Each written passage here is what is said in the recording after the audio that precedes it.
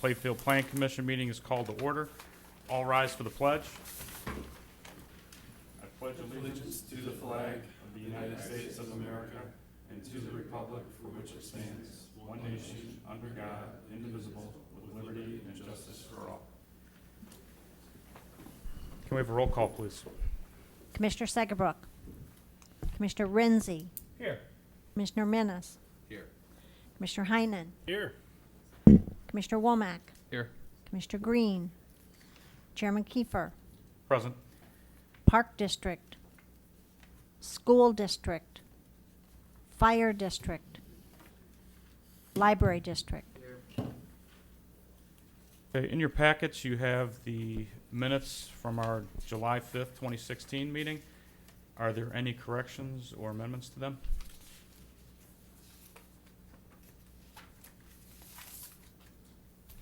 Okay, hearing none, the minutes will be accepted as presented.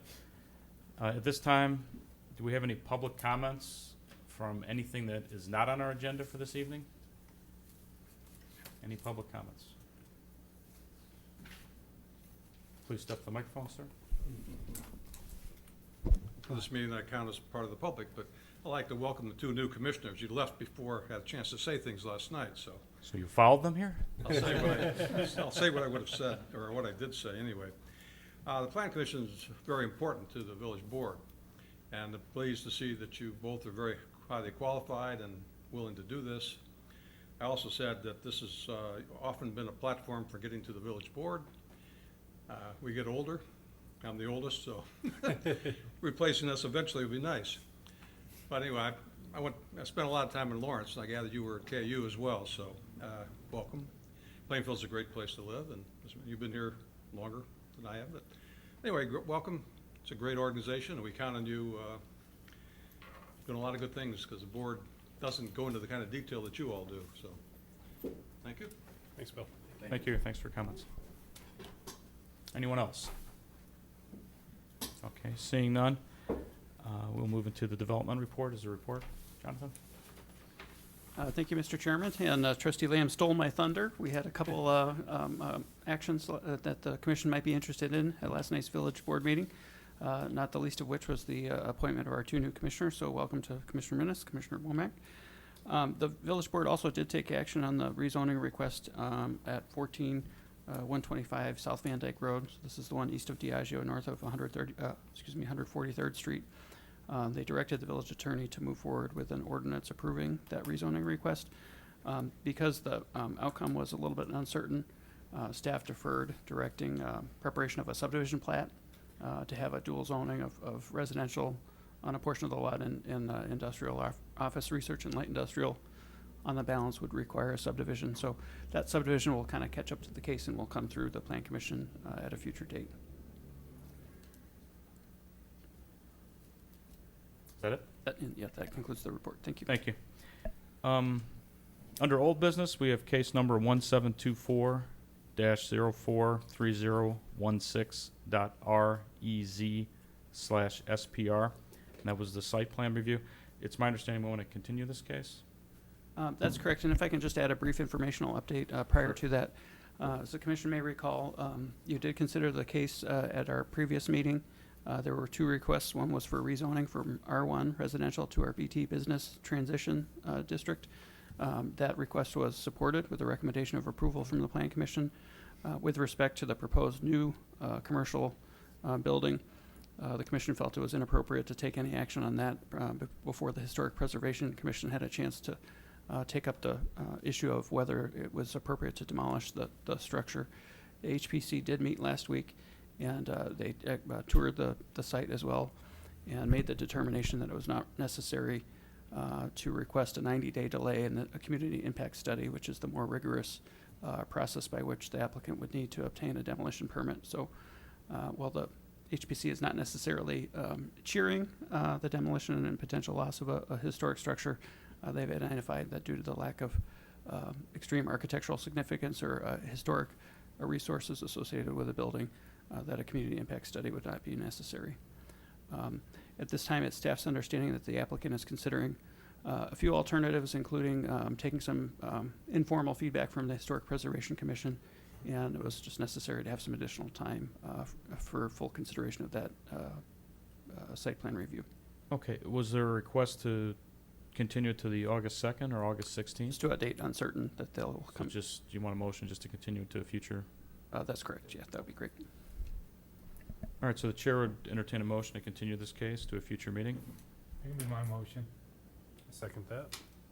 We have a vote by roll call, please. Commissioner Sagerbrook, Yes. Commissioner Menace, Yes. Commissioner Womack, Yes. Commissioner Heinen, Yes. Commissioner Renzi, Yes. Chairman Kiefer. Yes. So this case will be continued to a future meeting of the Plan Commission. We only have one case under new business. It is case number 1729-070816.SPR, the DNA Athletics. It is a request for site plan review, and the applicant is Dave Mitchell. Do we have a planner's report for this case? Yes, thank you, Mr. Chairman. Just for site context, the subject site is located in our downtown, which is both a local historic district and also has been identified on the National Register of Historic Places. And so staff is excited to have a new construction proposal in our downtown. It's not something that we see every day. As a construction in a recognized local historic district and also a national district, the project requires both site plan review through the Plan Commission and also review by the Historic Preservation Commission for what's known as a certificate of appropriateness to make sure that the new building is compatible with the historic resources of the district. So that review is ongoing and will kind of operate in parallel. In terms of the site context, the subject site is located immediately east of what's referred to as the Trolley Barn building. To the east of the site is currently a dentist. To the south is the Sovereign restaurant, and to the north is a parking area associated with the Trolley Barn.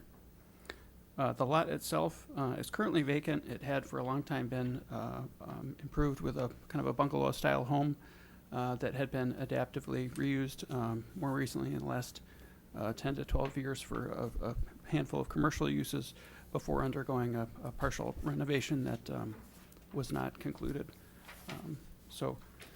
The property was demolished and is now vacant and available for new construction.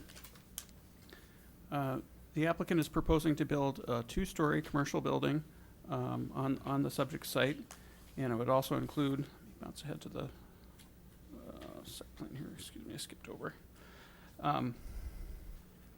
Would also include, I believe, 4 parking spaces to the rear to provide access. The applicant is currently proposing to expand and slightly retrofit an existing curb cut and driveway apron that currently serves the business located to the east of the lot, and to squeeze in a driveway that would provide access to the rear for parking, for services, for loading, trash removal, and such. So the building would be loaded to the west side of the lot to allow the driveway to go along the east side. There are some potential alternatives for shared access either to the east or to the north. So staff would not rule out those alternatives being pursued in the future. But at this time, the applicant is proposing approval for an expansion, modification, and use of the curb cut directly from Lockport Street. In terms of pedestrian access, the site plan does include pedestrian access from Lockport Street, and as well, staff notes there's potentially a pedestrian easement on the west side of the lot for the benefit of the Trolley Barn, and I would just ask that as we go through the process, we verify that none of the landscaping and certainly not the building itself would encroach in that pedestrian easement. For parking, the proposed site plan includes 4 parking spaces on site. The building itself would be required to demonstrate availability of 11 parking spaces. And again, as a downtown project, this is a little bit different. We have what's called the downtown parking zone, wherein commercial developments are allowed to count on-street parking spaces and public parking spaces in off-street parking lots towards their required parking, provided that parking is within 150 feet for on-street spaces or 300 feet for off-street parking. So staff evaluated and finds that between the 4 on-street spaces proposed and the additional, 4 private parking spaces proposed and the additional on-street spaces in the vicinity, that there's sufficient parking to meet the required parking per the zoning code. Due to the size of the subject site, on-site stormwater management, so a detention, either a pond or underground storage, is not required. Staff would note that if there's an enclosed drainage system, curb and gutter with drains, obviously they would need to demonstrate how that stormwater would be handled. One option certainly would be a French drain type of system that would percolate into the ground. Staff believes the soil conditions here would be favorable to that approach. Having said that, final engineering is not required at this preliminary stage of site plan review, and staff does not believe that there are any significant engineering issues that would prevent the site plan from being developed as proposed, other than we'd ask for specific confirmation that the driveway and access is permitted as proposed. The actual building program complies with the various bulk and density standards set forth in the zoning code for our B5 downtown zoning district. So in terms of the minimum lot size, minimum lot width, the building height, floor area ratio, and so forth, the proposed project is well within the requirements and standards of the downtown. The building itself is proposed to have primarily a brick storefront front elevation that would reflect some of the architectural cues from our more central downtown core. The side and rear elevations are currently proposed to include siding. The front elevation as well has awnings, storefront awnings above the first floor transom windows. I did note that the project is under review by the Historic Preservation Commission as well. It was reviewed last week and received general support. So the HPC is not looking for any dramatic redesign or a significant different approach to the elevations. The HPC is going to continue working with the applicant to obtain some details such as proposed building materials, colors, product specifications for some of the items involved in the building, and staff would anticipate moving forward with a recommendation for a certificate of appropriateness from the HPC at its next meeting. So in general, staff supports the elevations as proposed. We feel it complies with the site plan review ordinance, and we're also confident that there's common ground with the Historic Preservation Commission with respect to the certificate of appropriateness. The subject site is very limited in size, so in terms of landscaping, there are not a lot of opportunities for additional landscaping. The applicant did submit a landscape plan that shows some green space on the west side of the building and along the east property line in areas. So staff's comfortable with the approach to landscaping in the limited area that's currently available. As well, the site plan documents include a photometric plan that demonstrates light spill diminishes to acceptable levels at the property lines, and the plan also shows the location of the trash enclosure. Staff would just ask that the final plan reflect details for that trash enclosure, that the materials would match the materials of the principal building, and as well would have a gate, a solid gate that obstructs views of the dumpster itself. So in conclusion, staff supports the project. We're excited to have a new construction project in the downtown. There are a couple key pieces that would need some verification before final approval by the village board, and specifically that would involve the engineering, the design for the driveway access. But in general, staff supports the plan as presented, and we would be seeking a favorable recommendation. That concludes the staff report. Okay, thank you, Jonathan. Is there anyone here representing the applicant this evening? Yeah. If you could approach that microphone, please, I'll swear you in. Is anybody else going to be giving testimony, or just you, sir? Just me, probably. Okay, could you raise your hand? I'll swear you in. Is all testimony about to give the truth, the whole truth, and nothing but the truth? So Yes, it help you? is. Okay, please state your name for the recording secretary. David then- Mitchell. And then go ahead with any comments you'd like to make or testimony you'd like to provide. I've got nothing additional from what Jonathan had said. I mean, I think he presented that properly, and you know, we're just looking to get this moving forward. We've met with the Historical Society, or Historic Preservation, and we've got further communication with them next week, and we're trying to hash everything out so that they're happy with it and we're all on the same page. My clients are interested in maintaining that historic look. You know, that's the reason they wanted this site to begin with. So I don't think we'll have any issues with that, and we're just looking for your approval. Okay, thank you. If you could remain, just in case we have Sure. any questions for you. Appreciate it. Are there any comments from the public regarding this case?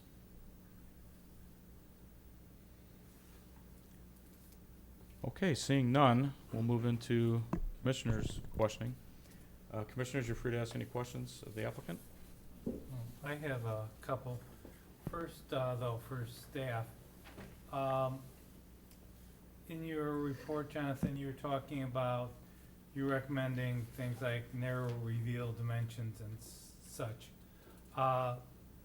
Just inquiring, that is more with, you're working with the HPC then?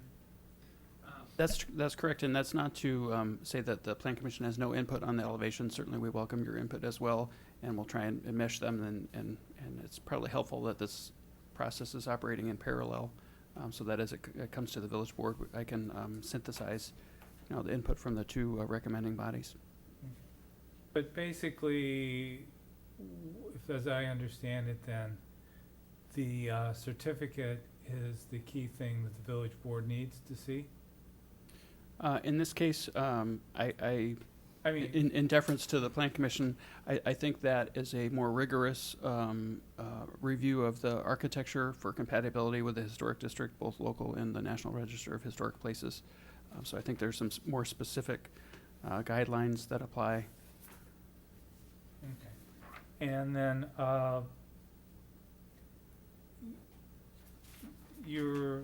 my understanding for the landscaping is then you're satisfied about any conflict with pedestrian easement and all that's been resolved then? I will make a point to confirm with the adjacent property owner that there's no issue. I don't have that easement document myself, so I don't know the specific footprint of it or the dimensions, but if the commission is more confident leaving that to a stipulation, we can include that as a stipulation, but I guess we can just hold that thought and turn to the applicant. Have you negotiated an easement for the landscaping with your neighbor? No, we have not. And if I, Mr. Chairman, if I may, just for clarification, this easement runs with the land, and so it's not associated with the current development proposal. I think because of the dimensions of the lots, you can see there's a kind of a jog in the lot there. The existing trolley barn building, it even encroaches, I think, out into the public right-of-way a little bit. There was a pedestrian easement for the benefit of the trolley barn, so people could utilize a very narrow, my understanding is, you know, maybe a few feet of the property that's subject to review tonight to be able to come from the Main Street side around the trolley barn. And Was one of the concerns too, what type of landscaping might fit along there? Is that? I just wanted to make sure that we weren't landscaping an area that was That intended was- for a potential pedestrian use. 'Cause I think we just recently heard the trolley barn case, and I believe that issue of the sidewalk and the passage from the trolley applicant. That generated a lot of discussion, and also to the rear of the building. So, I don't know if we really need, and I guess I defer to the rest of the planning commissioners, whether we need a special number as to that too, but that is a concern. And to the applicant, I have one final question about the curb cut that you are going to use. It is apparently going to join with the neighbor to the east. Correct. Okay. Have you talked with them about expanding that, or are you simply going to use that, or what? No, there's further discussion with that, that we need to have with them. But in talking with the staff, it sounds like that's something that we should be able to achieve. I mean, otherwise, there's no access to the rear of that building other than, I mean, the parking lot to the north and coming in that way. So we're, you know, trying to maximize this little island, if you will. So that's yet to be finalized.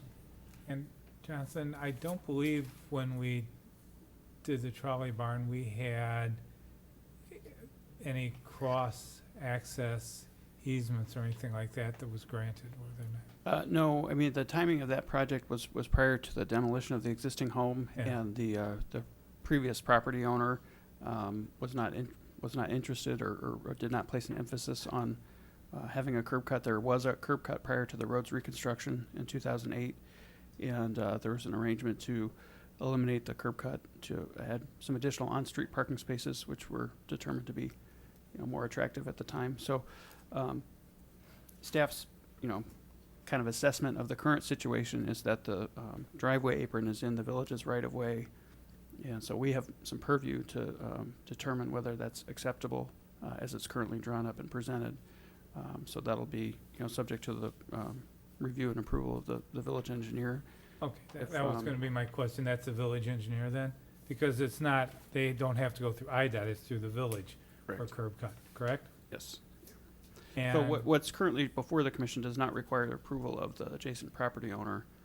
It's really within the village's right-of-way to determine if we allow that apron to be, right now, it's my geometry fails me, but if it's a trapezoid this way, they'd kind of like to make that side go that way and expand within the village's right-of-way, so it wouldn't actually be on the adjacent property owner's property. the only other question I have for you then is, you had counted up parking spaces. Is this going to affect the parking computation if they go into the, I would assume it would at least take up one space. But does it affect the 150 feet in calculations that you had done? No, there would be, including the 4 private spaces behind the building, there would be at least 7 additional spaces within 150 feet of the entrance, including both north and south sides of Lockport Street. Okay. That's all I have then. Other commissioners? Jonathan, do you have an aerial of the site at all? Sure, if you give me just a minute, I can do that.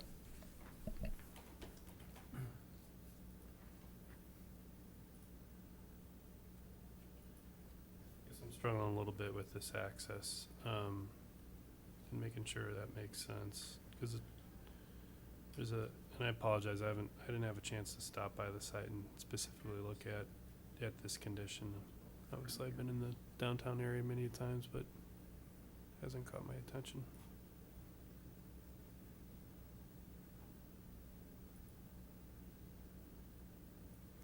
So where your arrow is, well, so the access that they're looking for is from that point right there, so you're looking to cut that over.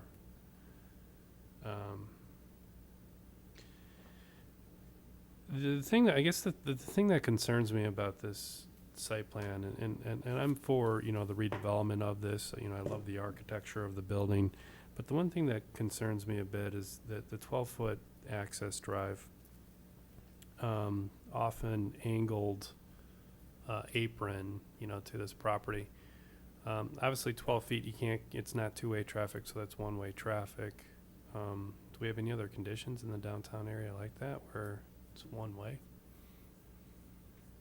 I can't, other than, well, the AT&T building has a similar situation, but I think I don't want to speak for the petitioner. I think their intent is to provide 2 objectives. One is parking for staff, and the second is to provide an opportunity for some loading. So if they have periodic, whether it's weekly inventory deliveries, something like that, things that wouldn't require stoppage right on Lockport Street. Yeah.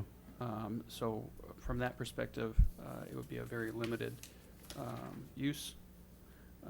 Yeah, I understand we're probably, it's not heavily trafficked, so, so if there's a car that's coming, one that's going, one could probably stop, but I guess my concern is, if there's a car trying to enter and you have one trying to exit at the same time, the car that's entering is gonna have to back up into Lockport Street, and then that's a safety concern, so I think, the village engineer probably needs to take a look at that, harder look at that. I think Um, there is a chance, while staff doesn't object to the concept of it, that again, for good engineering practice, that it may not be viable as presented. So, staff is prepared to continue either pursuing alternatives. There have been Yeah. discussions, Right. with adjacent property owners. Obviously, that hasn't come to fruition. Otherwise, we'd have that as, I Right. think, probably our plan A. Staff would acknowledge it's a suboptimal proposition.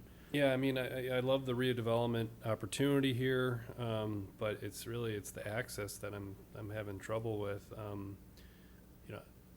It sounds like you haven't had any discussions with your neighbor to the east of you in regards to potentially sharing their access drive with your property. That has transpired, and they were not in favor of that, actually sharing their drive.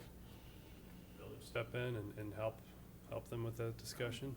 Yeah, we've participated in some discussions with property owners, both to the north and to the east, and are prepared to continue those discussions. And especially if this alternative is not supported, then that would only underscore the importance of finding another solution. Yeah, because I think this would it would be a lot better plan if we could get access off the driveway to the east, then you could open that up for parking in the back, and then even expand, your building frontage, add that additional 15 feet or whatever for additional building.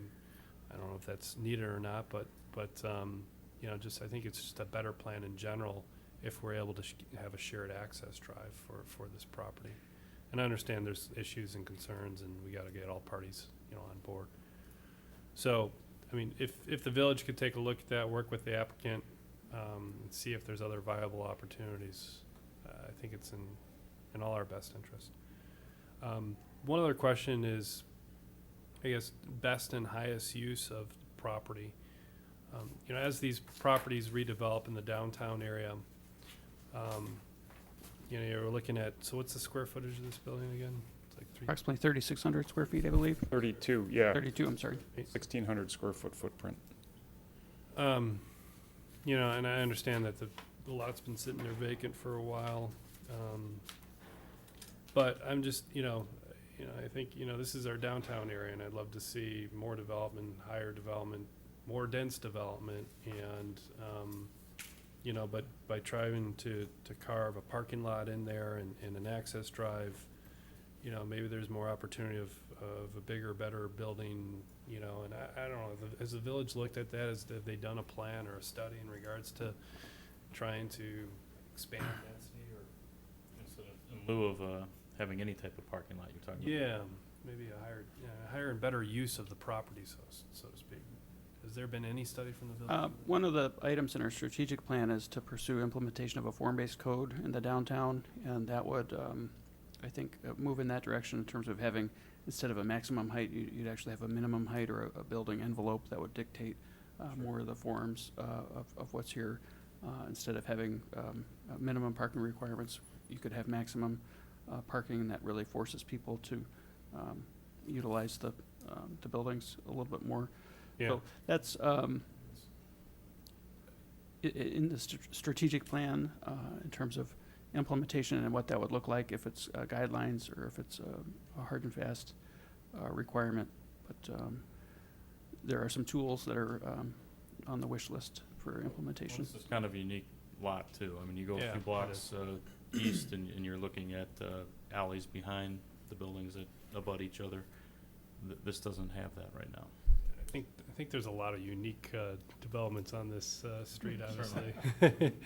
I'm just thinking, this is, there's not a ton of developments, redevelopments that come in front of us on Lockport Street, but, just thinking into the future, as some of those, old residential buildings may be reconverted or redeveloped, I mean, try to think more strategically on what do we want? Do we, what's the vision of Plainfield in regards to, higher and density use, bigger buildings, so that we can, grow our downtown area. I look at Naperville, and Naperville, I think, is doing a good job of that, where they're tearing down a lot of those, old buildings, smaller buildings, and they're getting higher dense, more people in the downtown area. But obviously, there needs to be a demand for that, and I don't know if the demand's there. So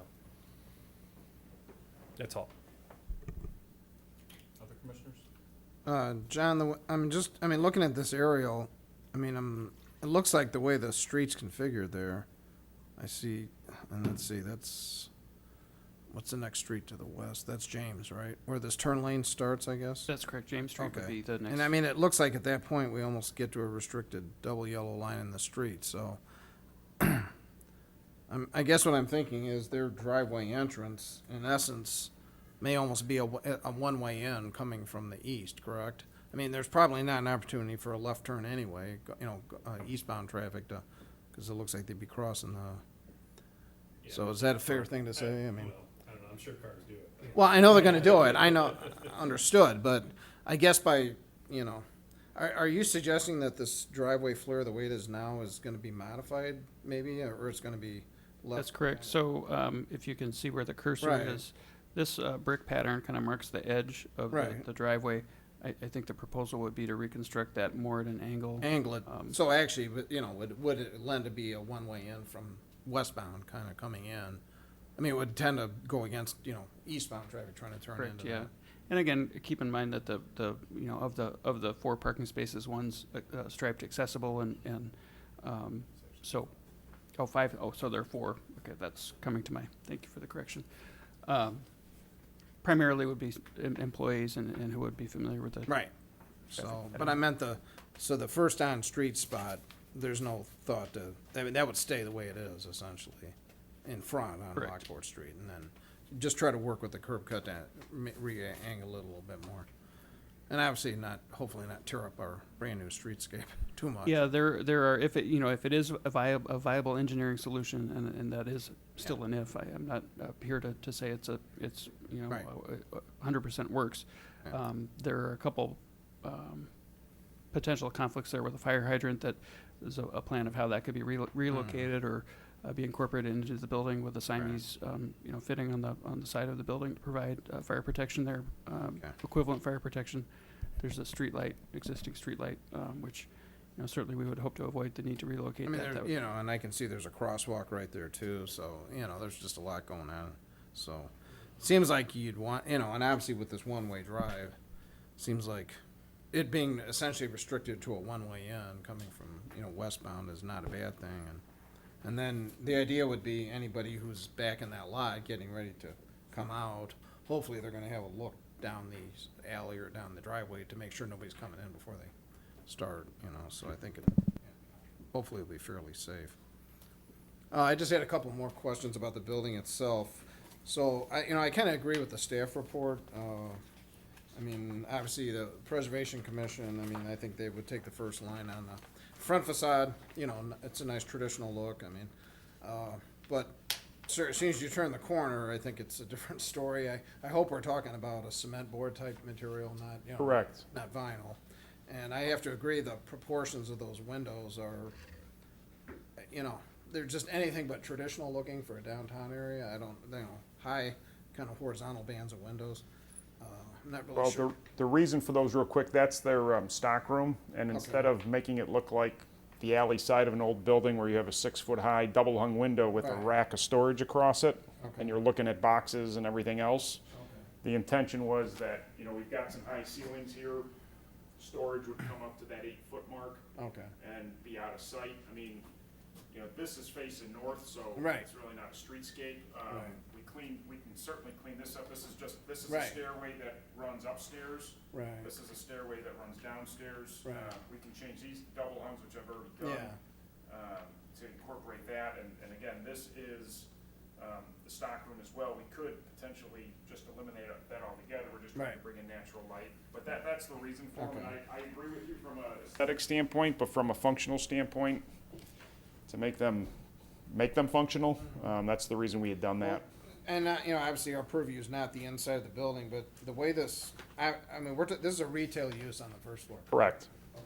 And then it appears that because there's a separate dedicated stair on the back of the building, then that's a second floor stockroom for that business. Correct. Now, the rest of the second floor, I know it's labeled an office, it almost gives the appearance it could be an apartment, but No, it's an office. intended to be but obviously with the separate stair access, it's just intended to be a separate leased use, Correct. leased business. That's exactly right. So essentially, we got the opportunity to bring 2 businesses into the downtown, which isn't a bad thing, so. um, So yeah, I mean, absolutely, I would, like you to continue to work with the staff and the Preservation Commission to see if we can, improve on those other facades a little bit more, just to, Right.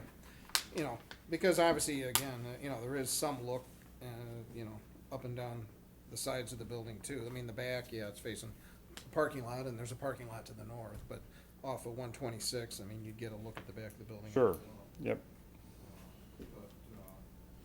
And then, yeah, the landscaping on the west side, I guess, depending on what happens if this development to the west, if they in fact want to get a sidewalk through there, I know it's real tight to their corner of their building. Their sidewalk may have to sneak through there, so that would definitely affect what kind of landscaping they can put in.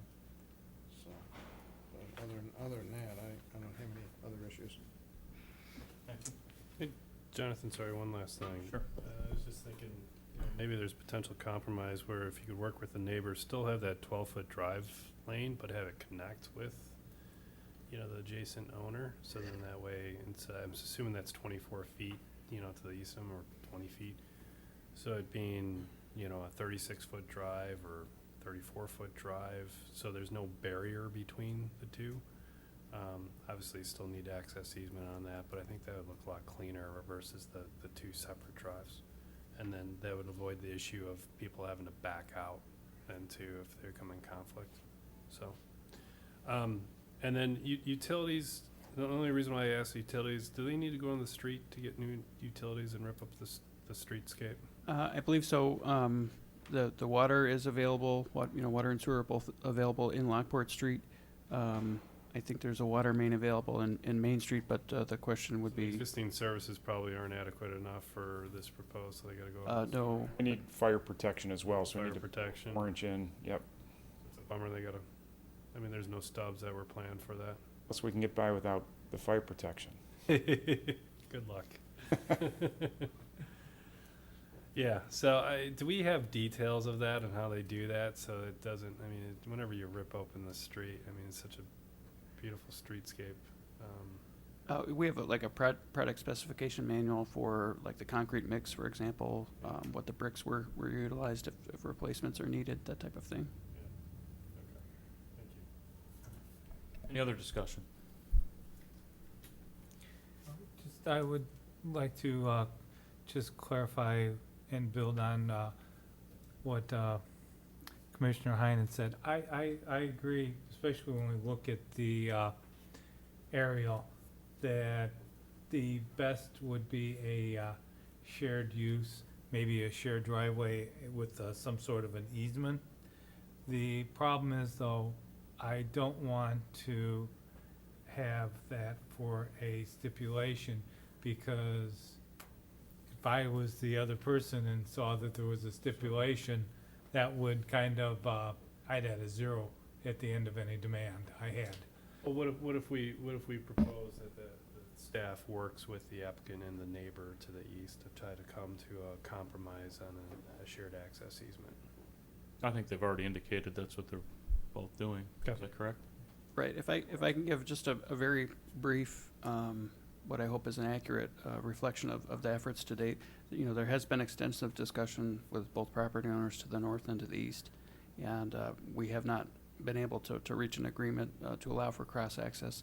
I believe additional discussions would be worthwhile to keep pursuing that, but at this point, it's unlikely that agreement could be reached in short order, and just indicate that the applicant is a contract purchaser, so they're working within some timelines of trying to make a decision about if they can purchase the property and move forward with construction. It's an existing business. They'd like to relocate to Plainfield, and this would represent an expansion for them. So while it might be Plan B or Plan C, if we can at least, and again, I shouldn't